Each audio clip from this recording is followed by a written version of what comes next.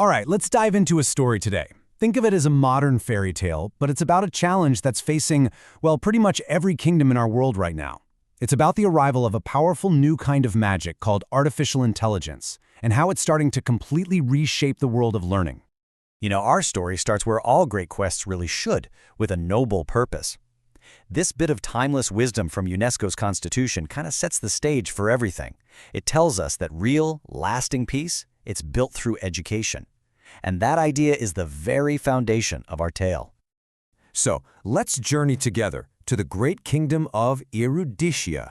Now, this was a special realm built on one single powerful belief: that education isn't a privilege, it's a basic human right. It's the bedrock of peace, of progress, and that core idea, which sounds a lot like UNESCO's top priority, was basically the law of the land. The kingdom was guided by the really noble quest of its leader, Princess Sophia. Her whole mission was to make sure every single citizen, no matter who they were, had access to a great education. It's a huge ambition, one that actually mirrors what we in our world call Sustainable Development Goal 4. Then, one day, a mysterious creature just appeared at the castle gates. It was a golem, but it wasn't made of clay or stone. No, this one was crafted from pure data and logic. It was the embodiment of artificial intelligence, and it arrived bearing some pretty incredible promises for the future of Eruditia. So the golem's first offer was all about perfect efficiency. It promised to take over and automate the entire administration of the kingdom's schools. We're talking student admissions, timetables, even monitoring homework. The idea was to make the whole system run with this flawless, logical precision. Okay, but the golem's second promise? This one was even more amazing. Using something the UNESCO report calls intelligent tutoring systems, it offered to give a personal, tireless tutor to every single citizen. Imagine that! Lessons tailored to your specific strengths and weaknesses, making sure that nobody, absolutely nobody, ever got left behind. And what about the kingdom's teachers, the royal tutors?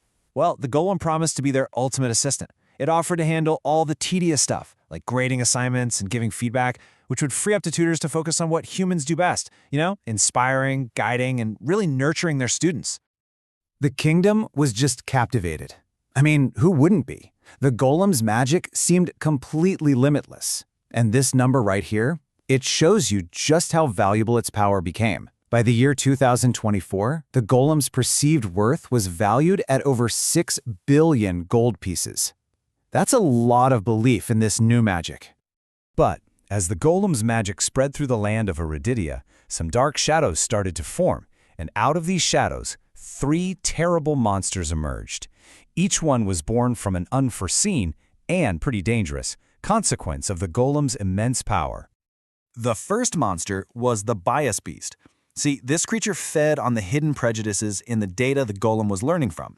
Just like the UNESCO source warns, if an AI is trained on biased history, say old hiring records that always favored men, it doesn't just learn that bias, it actually amplifies it, turning past unfairness into a future rule. Then there was the second monster, the chasm drake. Its curse was to make the gap between the rich and the poor even wider. The golem's magic, well, it required a lot of resources, so its amazing benefits tended to flow mainly to the wealthiest parts of the kingdom, which threatened to leave the disadvantaged even further behind in what we call the digital divide. And finally, we have the surveillance specter. In its endless quest for more data, the golem watched everyone, constantly. This relentless monitoring, this data valence, became a real threat to the privacy of every citizen. And it threatened the right of kids to just be kids, to grow and make mistakes without being judged by some unblinking algorithm. So seeing these monsters starting to plague her kingdom, Princess Sophia and her council knew they had to find help. They consulted a scroll of ancient wisdom, a kind of guide for rulers written by the sages at UNESCO, which held the secrets to taming the golem and the monsters it had created. The scroll laid out 3 main decrees for wise rule. First, all this new magic had to be human-centered, always guided by fairness, inclusion, and human rights. Second, the people themselves had to be empowered with AI literacy so they could understand this new power. And third, the golem itself had to be tamed with laws and ethical rules to make sure it was always serving the public good. By following the wisdom from the sage's scroll, the kingdom of Eruditia was able to defeat the monsters. And in that victory, they finally learned the true purpose of the golem's magic. And that, of course, brings us to the moral of our story. The kingdom realized there were really two kinds of magic at play. One type, the bad magic, sought to replace humans entirely. But the other kind, the good magic of what we'd call augmented intelligence, was meant to enhance human abilities. The golem was never supposed to be the teacher. It was meant to be the teacher's most powerful tool, creating a human-machine partnership that was way stronger than either could ever be alone. And so our fairy tale comes to an end.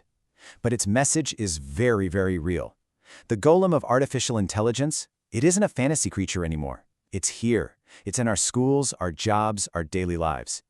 So the question that the UNESCO source really leaves us with is this.